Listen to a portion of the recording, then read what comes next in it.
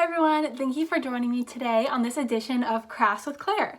As you can tell by the title, my name is Claire and I'm an Inclusive Recreation Manager here at UREC. Unfortunately, during this time we can't be together, but we thought that as a department we could bring a little bit of UREC to you at home. So I will be uploading a 4-part series, an episode each week on different crafts that we can do together. I try to make them as age appropriate and as cost effective as possible so that you'll enjoy these just as much as I do. As you can probably tell, today we are going to be tie-dyeing t-shirts with bleach. All this requires is a t-shirt, some bleach, and either rubber bands or hair ties, whichever one that you have on you. All right, let's go.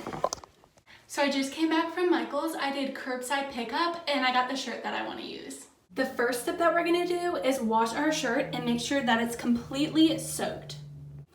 This step is important because when you twist it, it'll create a better tie-dye effect. Now that I've wrung out the shirt, I'm going to lay it neatly on the ground. The next step is to take the center of the shirt and twist until you get the whole shirt to do this.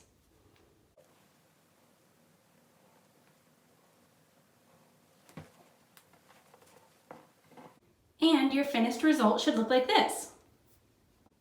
Now we're going to take these 3 rubber bands and tie them around the shirt.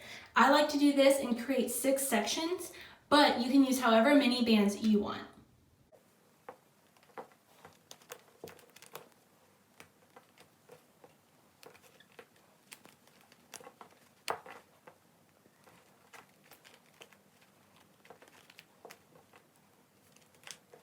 Your shirt should now look like this and be ready for bleach.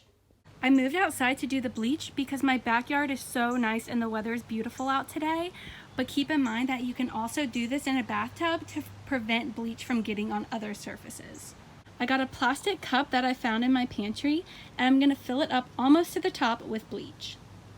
Now that I have my cup of bleach ready, I'm going to alternate sections and bleach all of those evenly. Once I've done so, I'm going to pick up the side that I did not bleach, flip it over, and continue to evenly disperse the bleach along the same exact 3 sections.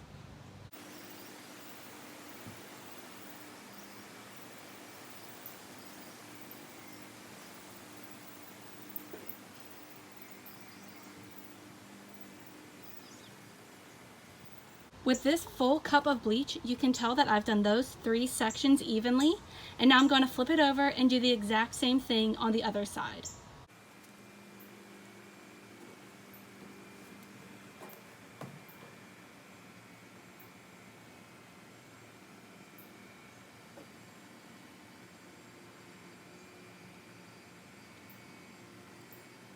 Once you've completed both sides, put on a timer for 5 minutes and then you can wash it out. It's been 5 minutes and now we're gonna go take it to the bathtub and rinse it out. Sorry everyone, I lied. I decided just to take it to the bathroom to clean out because that's a smaller space and it's easier to clean. But also be aware that when you're doing this, it's gonna smell strongly of bleach. So just be aware of that and don't let that take you by surprise. Now that I've washed the bleach totally out of the shirt and I've wrung it out, I've decided to dry it outside for a few hours and come back to it. But if you want it to be quicker, you can also throw it in the dryer. My shirt is totally dry and I'm super happy with the results. If you are too, you can stop the video here, but I know I personally am gonna crop mine. Once my shirt is totally lined up on the top as well as the bottom, I'm going to go across and make a finger indentation so that I am cutting across a straight line and where I want to cut. You can see the line that I made throughout the shirt, but if you don't like this method of doing it, feel free to grab a pen and use a ruler and just cut above the pin line. Now it's time to cut.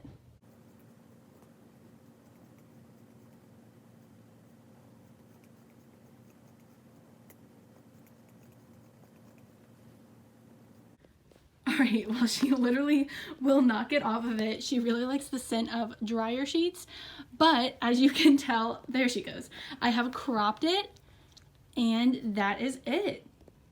Alright everyone, this is how mine turned out. Thank you all so much for watching this video and taking the time to do a really fun and creative craft with me today. I also hope to see you all representing your tie-dye shirts in the summer and the fall around UREC. Please stay tuned and be ready for another craft next week that I am super excited to do. Remember to stay healthy, stay home, and go Dukes!